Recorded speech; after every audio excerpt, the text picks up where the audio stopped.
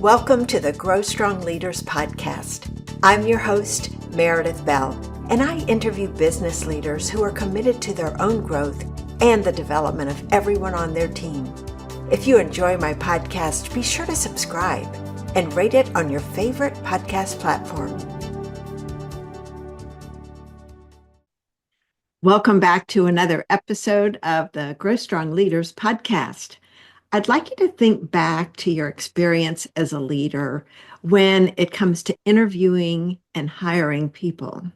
Because during his career, today's guest reviewed 10,000 plus resumes, conducted over 2,500 interviews, and made more than 1,000 hires. So he knows a thing or two about finding, onboarding, and developing the right people. I'm delighted to welcome to my show today, Ethan Evans. Ethan, welcome to my show. Thank you so much for the invitation. I'm happy to be here, Meredith. And yeah, it's always funny when I hear how many interviews I did. It still feels a little shocking, but I had systems that tracked that, particularly in my career at Amazon. So I know the number's real. Well, I felt sure that they were authentic, so that didn't even come into question. I want to, before we jump in, do two things. Thank my good friend and fellow podcaster, Damon Limby, for introducing us, and also tell my audience a little bit about you. Ethan is a former vice president at Amazon, and during his 15 years there, he helped invent many of the offerings that we take for granted today, like Prime Video, Amazon Video, and the Amazon App Store. And prior to Amazon, Ethan spent 12 years at 3 startups. Then in September of 2020, Ethan retired from Amazon and he made the decision to pay it forward. So, Ethan, rather than going backwards a minute, I want to go forward and have you talk a little bit about what does paying it forward mean to you? What are you dedicating your time and energy to these days? Sure. So I feel like I was very fortunate in my career. Of course, we all hope to have good careers, but I never really thought I'd be in a position to step away from corporate work at age 50. And so paying it forward for me is teaching others how to do that. And the way I normally phrase it is I'm focused on helping people have both career success and satisfaction. So people normally are looking for the success part. They're, how do I get a promotion? How do I get a bigger role, a different role, a job? And I'm very happy to help with that. But I feel I've really paid it forward if I also help them find satisfaction in that role, that they feel comfortable, that they feel motivated, aligned, with good optimism about what their future will hold. So that's how I pay things forward, is help others hopefully get where I've come. You know, one of the ways you're doing that is publishing on on LinkedIn a lot. And I want to recommend that people follow you there because you have some excellent posts. In fact, some of the things I want to talk to you about, I learned about your expertise, your interest with those. And one of those has to do with this whole topic of character. Our company is very passionate about that. And I know just from reading the things that you've written and listening to other interviews you've done, that that is really important to you too. So I'd love for you to talk about what does character mean for you and what aspects of character have you found to be just essential for leaders? Absolutely. I think one of my favorite operational definitions of character, and you may be familiar with it, is character is what you would do if no one, not even God, would ever find out. So it's truly what you would do if you weren't also managing your mind. How will this look? Or will I get caught? Or will I get punished? What would you actually do? And it's a very high standard because, a lot of what we do, yes, we have good intentions, but we also think about how it will look. And I think that's normal. There's nothing necessarily wrong about that, but the strongest definition of character goes beyond that. So as a leader, I think though the character of a leader is what traits or behaviors then the people that they're working with, those who are following them or working for them, as well as their peers, can trust or count on. And if someone's character, the character traits like honesty, like diligence, like authenticity, if those aren't present, then the people around are going to notice that and they're going to begin to pull back and protect themselves because essentially character traits, there are positive character traits and there are damaging character traits. And if a leader has damaging character traits, well, a leader is also in a position of influence or power. I'm going to begin to protect myself from that potential damage. And at that point, teams become dysfunctional because I no longer have a goal of working on the project. My main goal is my own safety. And that then we start playing chess of, well, you're saying or doing this, but I don't trust it, or I think it's dangerous to me, so then I have to say or do that. And as opposed to all of us playing on one team to accomplish a business goal, now we're playing an internal game of survival. And so that's where I think character traits really matter a lot. Well, one of the things I had read about was your input into what Amazon calls its leadership principles. Mhm.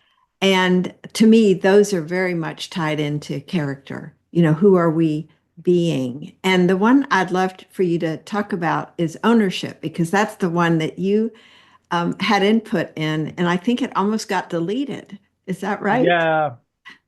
So Amazon has 16 leadership principles. It's a lot. So there's a lot going on there. And anyone who wants to find them can just Google Amazon leadership principles and find the whole list. But at one point, they were being revised and updated, and there was a proposal to remove, or I guess the proposed list didn't contain the ownership leadership principle. And it was presented to me and some of my peers for review, and we called this out. And we said, well, we think ownership is missing and it's important. And the senior vice president who brought it to us said, well, okay, if you think it's so important, why don't you write what you think it should say? And we as a senior leadership team will consider it.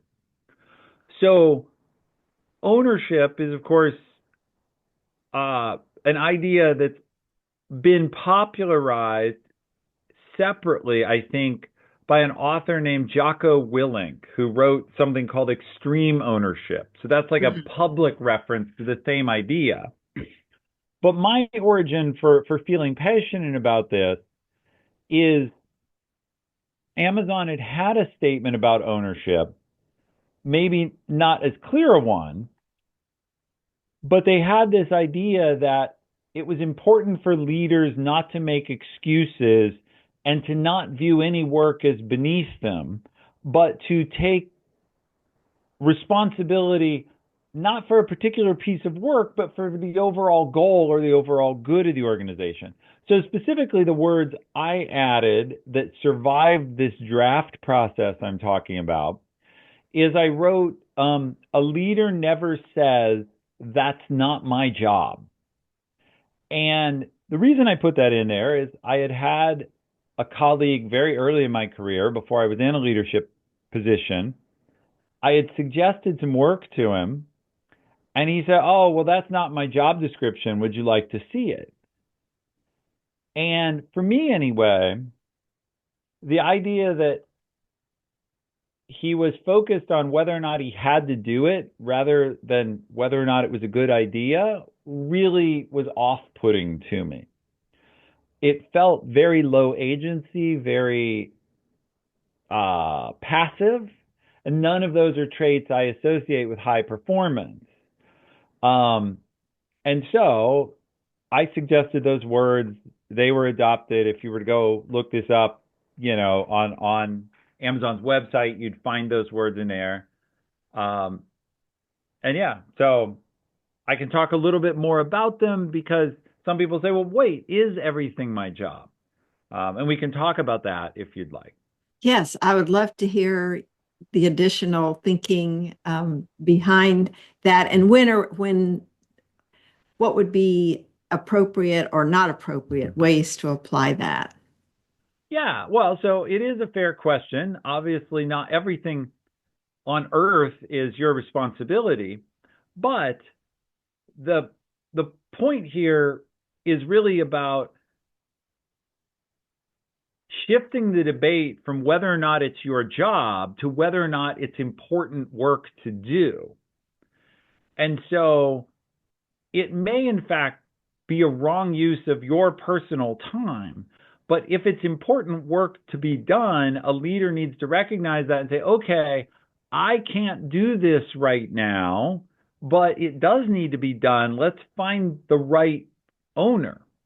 So ownership can mean finding the right owner. I'm not a lawyer. If it's a contract problem, maybe what I should do is engage legal, but make sure someone in legal is going to then take ownership and say, okay, I've got this. And my piece of ownership is making sure it gets covered, is how I look at it.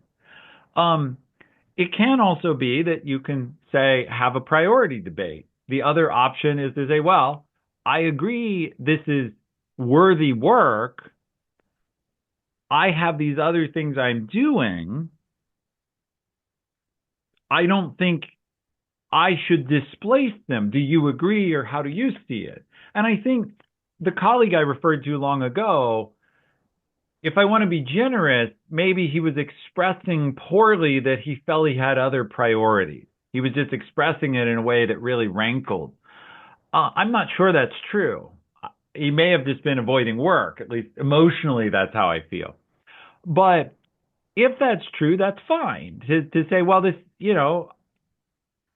I see your point, but this work isn't the highest leverage or the most important. Should we get it owned by somebody else, or should it wait, or should we displace something I'm doing? But the discussion again should be aligned with how are we going to maximize our impact, not, well, this is what my piece of paper says about my job. Yeah, I think that's so critical for leaders to recognize with the people they're working with, but also in managing up with their own bosses to be willing to not just say yes and then stress out over how am I going to get this done on top of everything else, but to be direct, like you were just saying, I've got already these other items on my priority list. So which one are you willing to have me set aside for the That's time being? that is the main pushback I get when I talk about ownership is people say, well, abusive bosses will just say, well, you should own this, you should own that, and just pile you up with work. And Ethan, you're espousing an owner never says no. It's not what I said, right? What I said was an owner never says, well, they never use, well, that's not my job as an excuse. But people hear, oh, I can never say no. And that's not true. Well, this is making me think about one of kind of your hallmark elements that you teach, this magic loop for managing up. And I think that it's so valuable for my listeners to think about if they're the business owner or at the highest level, this is, I think, important to be aware of. But if you're not in those top positions, this is essential for you to hear because I think it'll make a big difference in how you approach your work. Yeah. So I've come up with this sort of formalized a concept. It grew out of how I learned to work through my own career, and then I used it with others who were reporting to me. The magic loop, as I describe it, of course, is a loop and has 5 steps. The first step is do your job well. And I mention this step because all of the other steps are about asking to do more. But if the only place where I really, as a leader, don't welcome you asking me how you can grow or how you can do more is if what I need to say to you is, well, what I really need you to do is your actual job, right? I saw you grimace, and this does happen where people who are very eager and very growth oriented come sort of running into your office and they're like, "You're a vice president. I want to be a vice president someday. How do I do that?" And you're thinking, well, you could go start by delivering what we've asked you to do. So, step one is be good at delivering. The way you find this out is you talk to your manager or you get your annual review. Probably you should talk to them before that. And you don't have to be perfect, but you have to be an employee in good standing who's delivering value. Once you're there, step two is go ask your manager, how can I help? And this very simple question, I've polled thousands of managers. Some of them do get asked this question occasionally, but none of them report it being very common. And all of them say, yeah, I have lots of things I'd like help with. So there's this obvious opportunity where if you offer help, that will generally be well received and welcomed and is the start of a two-way relationship, or hopefully a two-way relationship, but it's opening a door. Now we'll talk about the downsides in a minute, or the risks. But step three is if they ask you to do something, then you do need to do it. So step three is do what you're asked. Again, some people say, well, why is that? And do I have to just do what I'm asked? Well, at this point, you're building trust that you're actually helpful. And one of the worst things you can do is say, how can I help you? Oh, I didn't mean that. Like, right? Oh, I was hoping you were going to ask me to do something easy, high profile with great reward, not this difficult, icky project in the dark. But of course, it's easy for them to get the easy, high profile, rewarding work done. They need help with the grungy stuff. Okay. Once you do that, you may do this a couple times. In step four, you change your request a little bit. And all you do is you add to it and say, hey, I've enjoyed helping you. I have this goal. I would like to get a raise, to be promoted, to switch jobs, to get onto project X, whatever the things are you might want to do to learn this new technology. Is there a way I can help you as I have been that would also help me? And this is the most critical step. It requires first that you know what you want, which, as we know, a lot of people haven't really worked through that. And you may need to discuss that with your manager a little bit about what are the possible things I could do. But you have to have a vision of what you want, and then you have to have a conversation. Now, some people will say, well, why would the manager do that? Well, first, you've been helping, and managers, there's just a natural, we help people who help us. Second, even if your manager is not the nicest person on earth, they probably want to keep a helpful hard worker around. And so they will think about, well, I don't know, could I meet that request? So let's assume they do for a minute. Step five is really easy. It's repeat. That's the loop part. Just repeat. If you do end up saying a new role, you may need to go all the way back to step one and get good at that role before you work more of the loop. If it's just a project, you may go only back to step four, so you kind of have to decide where to loop.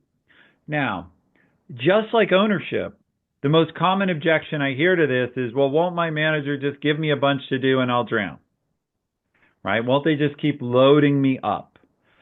And just like with ownership, you do have to be able to have the conversation and say, I'm really loving helping you with this and that. I'm glad you're happy with the results. I've now reached my capacity, but you still have me doing the daily run to pick up the mail from the front desk. I think I'm adding more value to you doing these things you're asking for. Could we move that to someone else? Or could you help me automate it or whatever? You may have to negotiate handing off things in your current job that are important, but that someone else could do and might in fact be a growth challenge for them, but are not using you to your best. And the last point I make is If none of this works, it usually works, but if you do have some terrible manager, this process will reveal it. If you're helping your manager and volunteering and taking on extra stuff and your manager isn't reciprocating in any way, going back to your point about character, now we have someone whose character is showing that they're focused on themselves and possibly exploitative, unhelpful. Now you have to find someone of better character to work for. Yeah, one of the things that I was thinking about is what happens in step four. You've done one, two, three really well, but you're working for a manager who doesn't want to lose you.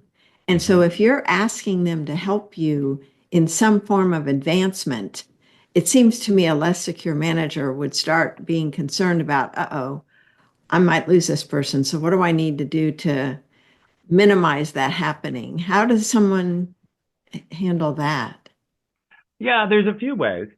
First, hopefully you've built one way to minimize it is you've built a relationship where, again, you said a less secure manager, but you're hoping to build a relationship with a manager where they want your good enough that they might be willing to have you go.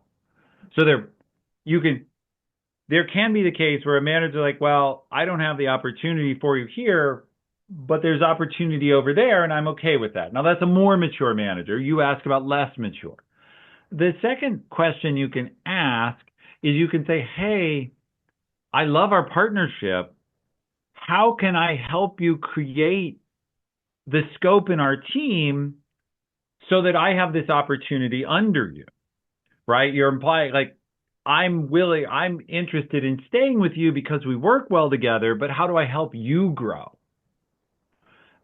Because again, managers usually have aspirations of seeing their own leadership expand. So you ask them, how can we do this?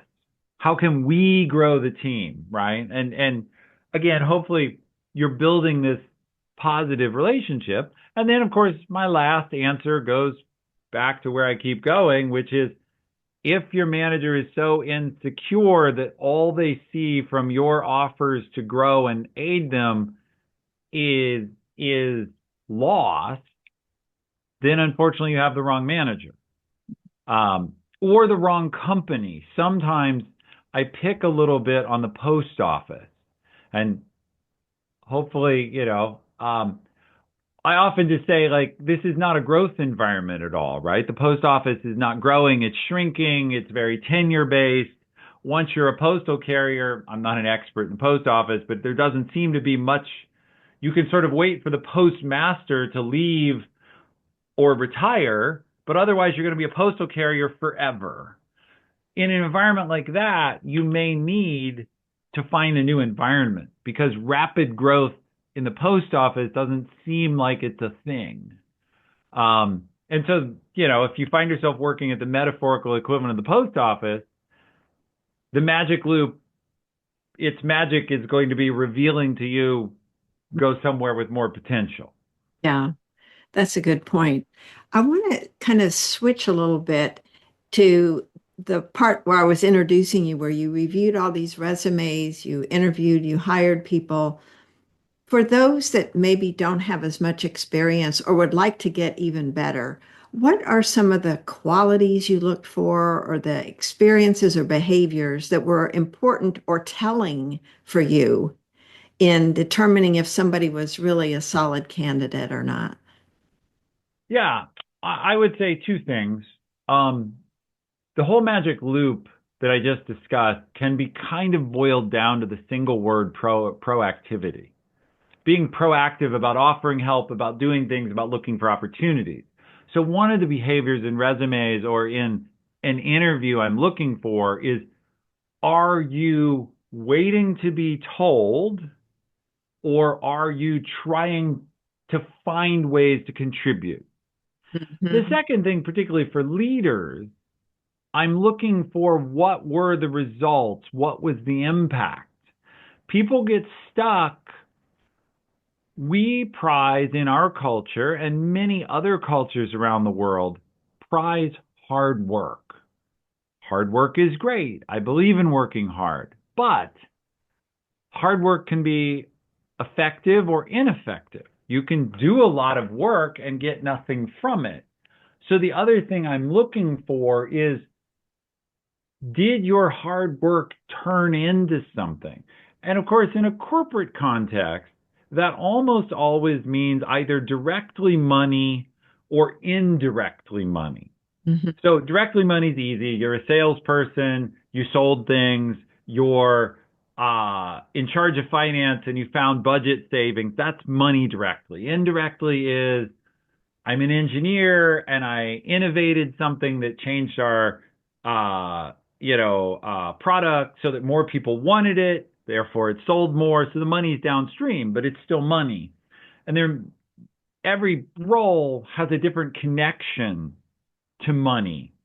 But what I'm looking for is, did your work have an impact?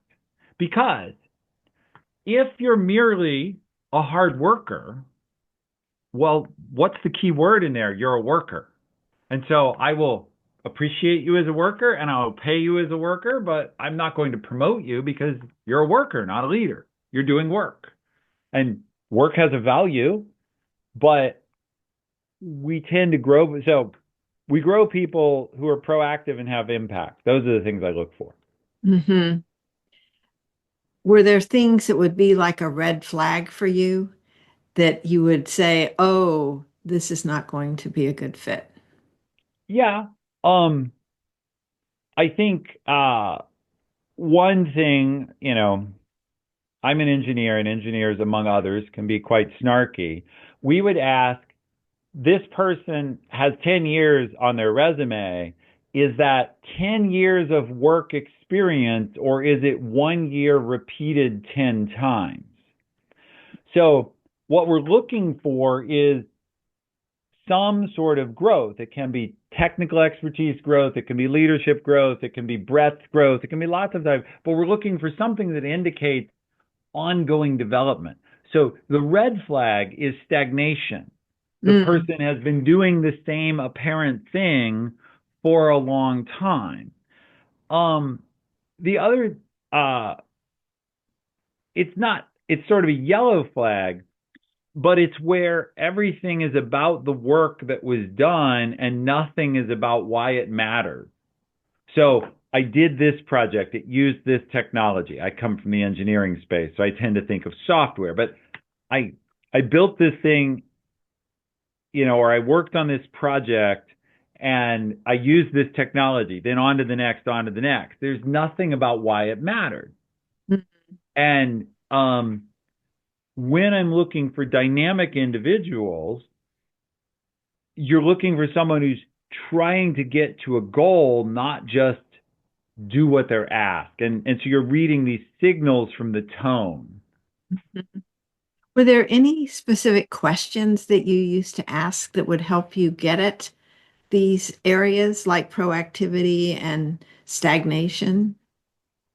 Of course, um, I would, for proactivity, you could definitely ask questions about um, these different projects. Were there any of them you proposed, or tell me about a time where you saw an opportunity and either did it or brought it up, and you're fishing for, what are you thinking about the end value, or are you only thinking about your assignment? Um, so another question I would sometimes just help people with is, you worked on this project, what was the outcome? And the big difference is, some people would then say, oh, well, we won this customer and this customer, and this happened and that happened. And some people would say, oh, I don't know. We shipped it. Like, they might not be quite as brutally short as I just made it, saying, I don't know, but it would be clear that they didn't really think beyond, I submitted my code, it passed testing, I moved on to the next thing. Yeah, those are great. Thank you. Because sometimes we can get caught up in asking questions about the position. Does somebody have experience doing this one thing when in reality, are they teachable? Because Hmm. it may be that they could be to learn some of the specifics that they don't have as a qualification directly on their resume. Yeah, and of course, expertise does matter and takes time to develop. But broadly speaking, I think in knowledge work, which is what probably everyone in your audience is in some level, it's the traits that dominate are can you adapt, can you learn, and are you driven to move things forward more than purely what you know. Now, maybe I'm biased because I skipped through some different fields and made my career leading and inspiring teams more than in being a personal expert in any given technology. So I found that the soft skills of being able to bring a team together towards a goal were enough. And I rarely was blocked on needing to, invent nuclear fusion or some really hard problem that's intractable. What did you find as a leader that you were able to do to build trust quickly when you had a new team or you had new members join your team? I think that would be really valuable because trust is the foundation Mm-hmm. of working with others and people wanting to give you their best. So I'd love to hear some of what you did to create that environment of trust. So I've thought about this question a lot, as obviously you have, trust building. Um, so trust is actually a tricky word to define. And again, an operational definition of it is consistency over time. What does it mean to trust someone? It means that I can accurately predict what you're going to do in the future. And normally the way I come to make that prediction is I've seen you do it a bunch in the past. Now, how can you build trust more quickly? Well, there are a few ways. Number one, reputation, and particularly personal reference. In other words, you and I, for example, have just met, but you talked about Damon. He's loaning each of us his trust in the other. Like we're Mhm. speaking together because he's built trust with you, and he said you should talk to Ethan. And you're like, oh, okay, I will trust Ethan a little bit because Damon said I should, and I trust Damon. And then vice versa, the same for me is I had a good conversation with Damon. He said you should talk to Meredith, and I'm like, great, because we had a good conversation. You've earned me trusting. So Mhm. that's a way to build trust quickly. Intermediary, loaned trust. The other way, and I've thought about this a lot, is I will trust you more quickly and more deeply if I see you taking actions that appear to have some cost to you. And so if you're doing, trust is consistency over time. If you're being consistent and you're doing something that is positive for me, but it looks easy for you, that will not have as much weight with me as if it has sacrifice. So let's take something that seems really easy.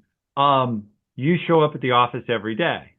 Well, it is true. I'll trust that you'll probably show up tomorrow, but it's not costing you much. That kind of seems to be your job.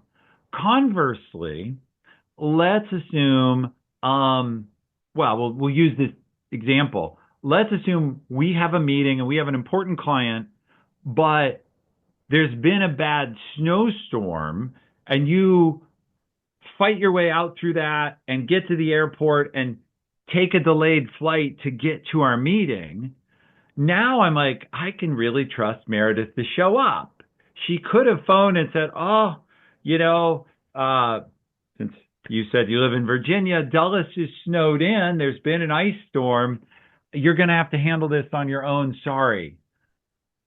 When I see you putting out effort, it builds trust much more quickly. So that was an example I made on the fly, but those are some of the elements I see building trust, the loan trust, the, of course, consistency, and then are you doing things that I see you investing in me or putting out some effort? I hadn't really thought about that piece, that it's costing you in some way or you're having to make an effort. And I observed that, and therefore my trust of you goes up. But it's absolutely true. The most extreme example I use of that is from the band of brothers idea in military world. We know that people who may come from very different races, classes, regions, backgrounds get thrown together, and then they're in a situation where they have no choice but to depend on the next person over for their lives. And after they come out of that, often they are bonded in a way that nothing else will ever matter, even potentially negatively, where foxhole buddies will overlook infidelity, cheating. They'll make excuses for anything because that person was with me in this critical moment, Hmm. and nothing they do can shake that faith at that point. So that's the most extreme. We obviously don't have real foxholes, and thank God, but you look down that path and you say, where, and this is, of course, we know so-called trust building exercises that management teams do. They get everybody together and they stick somebody up on a platform and they have them fall backwards and get caught. Well, what are they literally doing? Is they're showing, I'm going to do this scary, unpleasant thing and you're catching me. Now I have faith that you're there for me. That's a manufactured, the trust fall is a manufactured way to try and create the foxhole environment on a smaller but sufficient scale. You ask, how do you create that in your daily work? How do you create not artificial situations, but that feeling that when you need to take a little bit of risk, I'm there with you? Hmm. Yeah, I was just thinking about people working on a difficult project together. Hmm. Is probably one of the examples within the workplace where that would be true. If everybody is committed and everybody is putting forth their best effort and you emerge victorious with whatever it is, Hmm. then there's that sense of trusting everybody else on the team because you all sensed that every other person was putting forth the same level of effort. And of course, in the workplace, we talk about the so-called gelled team that's gelled in that way. We often see it in sports where you have a sports team that doesn't seem to have a standout superstar, but because of whatever has been formative, they are united and play much better than maybe their individual abilities would indicate. And that's what a leader, of course, is hoping for, is to somehow take a team, and create a situation where 1 + 1 + 1 doesn't turn out to be three, but turns out to be 300. And that that does require, as you say, this trust. One of the other things I wanted to be sure to talk to you about is mistakes you made as a leader yourself, because I've seen you say multiple times, about not being perfect. You learned a lot of things, but I think you have one example that I've heard you give that I would love for you to share with my listeners at Amazon, Mhm. where you made a mistake and you learned some important lessons from it. Sure, I'd be happy to talk about that. I wasn't happy about it at the time. Um, So I was leading a project, and the CEO of Amazon, Jeff Bezos, cared personally about the project. He was excited about some technology I and my team proposed that we use in the launch. Well, condensing the story, it came time for the launch, and we had a marketing partner that we were going to announce things with. So we had a specific date where we had to be done. And we had the project working in the lab, and I made the decision to go ahead and launch it to keep this partner date. And the fact is, as soon as it got sort of public on Amazon's webpage under load, it broke. So this Jeff was looking forward to writing what he calls a Jeff letter, where he puts on the website, we've introduced this new thing and it's great, and here's what I think you'll love about it. He got up in the morning and the letter he had written wasn't on the website because the feature wasn't working. And he very quickly reached out to me and sort of said, "Hey, where's the letter?" And I said, "Oh, we have some problems," hoping that he'd get in the shower or something and buy me a little more time. And he said, "What problems?" and began digging in and very quickly got irritated. "Well, you're not doing this, and why'd you do that? And why isn't this working?" And sort of drilling, as a leader does, trying to figure out what's it going to take to fix this and are you on top of it? So the first lesson I talk about there is I had to re-earn trust. I had lost trust. We were just talking about trust, and I had lost trust that at that moment I was on top of my job. So step one in the magic loop, do your job well. Jeff's wondering, is Ethan doing his job well? Because at the moment it doesn't look like it. So I had to start re-earning trust, and you earn trust in small steps at that point. What I did is I would send Jeff an email, say 9 a.m., and say, here's where we're at, give him the facts. Here's our plan for the next hour. You'll get another update at 10. And, then at 10, I would repeat this process. Well, what I'm doing there is I'm at least showing clarity, progress, but also to the point of trust, I'm updating every hour like I promised. And if I change that and I'm like, okay, we're going to go to 2 hours now, I'll update every 2 hours, or now it's 10 o'clock at night, I'm going to update you next at 8 a.m., whatever, but at least show that I'm trustworthy in my execution. So that was one of the lessons. We eventually got this problem fixed. I think the other lesson, there's a whole process of steps I believe in. You have to be humble. Other people offered help, and I accepted help from other teams. So when you're in a hole is not the time to be defensive and say, "Oh, we don't need anything," right? It's critical to get out of the hole. But I think the next step is once the problem was fixed, I was scheduled to have a meeting with Jeff a few days later. And in this meeting, I was kind of an optional participant. I was asked to be there, but it wasn't my thing. So it occurred to me, this guy's mad at me. He's been flaming me in email the last few days, frustrated that the project broke. It took us long enough to fix it that the letter no longer made sense. We never put it out. Should I skip the meeting? Should I just duck it? Wait for things to cool off, wait for it to blow over. And I decided, if I can't face the CEO, I don't have any purpose, better pack my desk. So I went to the meeting early and I made a point. Jeff always sat in the same chair in this room and I knew which chair he'd pick. So I sat next to it where he would be. And indeed, he showed up and sat down. The meeting went on. I was getting nervous because it seemed like he was kind of not paying attention to me, but then I realized I was an optional participant. So I gutted my way through those feelings of discomfort. And at the end of the meeting, he turned to me and he could have said many things. He could have legitimately said, "What are you doing here? Shouldn't you be fixing your broken stuff?" That would have been like the harsh version. He could have just asked for status. He could have said, "Hey, what's the update? Where are we today?" Or what are you. But instead, his first words were, "So how are you? I bet it's been a long week." And that was a real olive branch, right? It showed an empathy. It showed a human concern.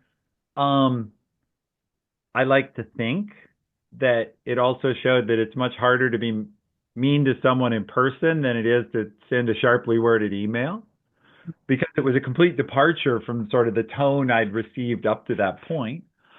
But it allowed me to spend a minute building rapport and then to tell him what we were doing and how we were going forward and to mend that relationship.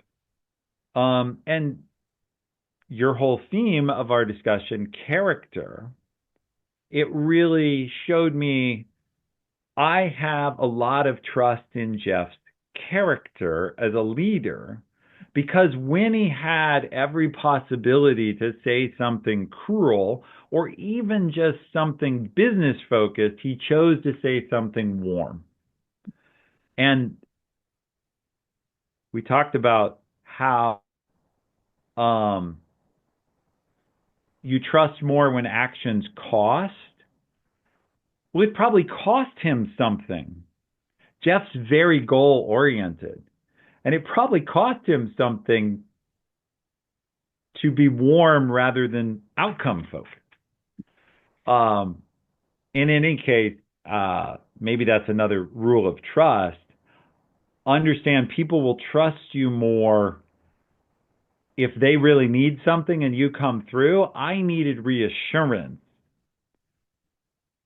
Him coming through on that means I would run through walls for Jeff. I left Amazon. Jeff left Amazon. If Jeff called me and said, I need you to do this thing, even though I love my retirement, I'd feel really deeply about doing it because of that.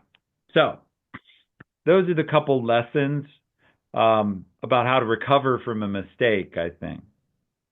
There were so many important pieces in there. Thank you so much, Ethan, for going into that detail and tying it back in to character and trust and how he did have to make an effort and the impact that had on you. I think that's such a key takeaway for my listeners as Mm-hmm. as I'm reflecting on what we've talked about here and what one action, what one response can do in terms of instantly deepening that trust with the leader. Absolutely. So never underestimating the power of, I'm thinking having high emotional intelligence is a part of that too.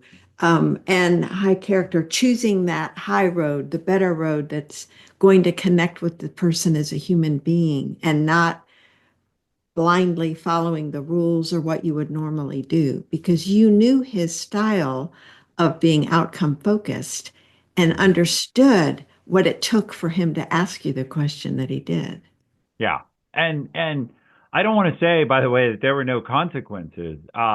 His sort of first lieutenant who was in my chain of management held me very accountable. And I had a lot of steps to re-earn sort of long-term trust at that step one of the magic loop where no, I actually do know my job and I am reliable and this was an aberration. Because the question, anytime someone makes a mistake or has a setback, leaders end up asking at some level, well, was that a mistake and out of character, or was that an indication of something that might happen again? Do a lot of work to show that it was an exception. And that's okay. Again, I didn't love that process, but I do understand it. And so, but Jeff very wisely sort of left that to his managers to do the holding the feet to the fire and didn't use the big hammer that he holds to do that himself. Great. Thank you so much. Well, I know we are at time. So I want to thank you so much, Ethan, for what you have brought to me and my audience today and acknowledge all the great leadership lessons you've put together over the years and are now sharing so freely with others. So please share with my listeners how they can connect with you, follow your content, learn more about what you're doing for leaders. Absolutely. So the easiest place to find me, I have a website. It's just my name, ethanevans.com, and everything is linked off of that. I do, as you say, write almost daily on LinkedIn. I'm Ethan Evans VP there, but Ethan Evans, you'll find me very quickly. The last time I checked, and it's been a while, which I guess is a good sign I'm not obsessed, but I think if you just put Ethan Evans in Google, you get me first. And so I'm pretty easy to find, gifted with an uncommon name. Great. Well, thank you again, Ethan. It's been such a pleasure to get to talk to you today, and I will look forward to staying in touch with you. I really have enjoyed our discussion, and I love how much you and your uh, business are focused on character because I think that's misunderstood or underrated, Mhm. particularly the nuances of, character can be developed. We can start out with character that we don't admire in hindsight and choose to live differently. And so it is possible to choose a higher road. Yes, and I'll close with that. That's what one of our big points is. Character is like Carol Dweck, the growth mindset and the fixed mindset. We believe character is very much on that growth side, that you can develop it over time. So thank you again, All Ethan. right. Thanks. Bye-bye. Bye. Thanks for tuning in to my podcast. Now head over to growstrongleaders.com and check out the powerful tools we've created to help leaders strengthen their character and communication skills. Until next time, I'm Meredith Bell.